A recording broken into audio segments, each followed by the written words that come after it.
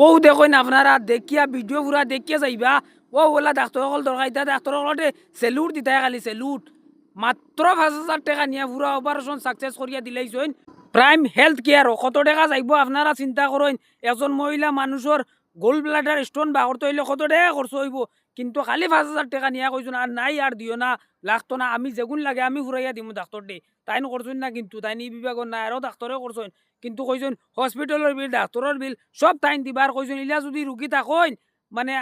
উপায় নাই কোনো কইছেন আমার দাল লইও আমি করিয়া দিমু সেলুট স্যার আপনারে ইলা কাম করা লাগি সেলুট আপনারা ভিডিওটা পুরা দেখো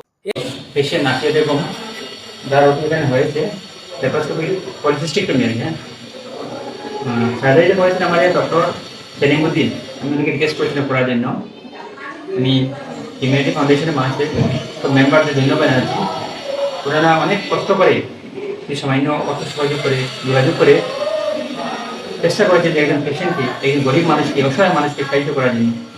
আমি আমার নিজের তরফ অনেক ধন্যবাদ জানাই আর আমার তরফে যেটুকু হয় আমি সম্ভব চেষ্টা করছি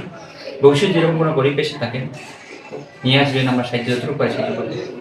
আশা করি ওনারা ভবিষ্যতে এভাবে ভালো কাজ করে যাবেন যদি আমাকে কিছু করণীয় হয় বলবেন আমি চেষ্টা করবো আমাদের সাহায্য করার জন্য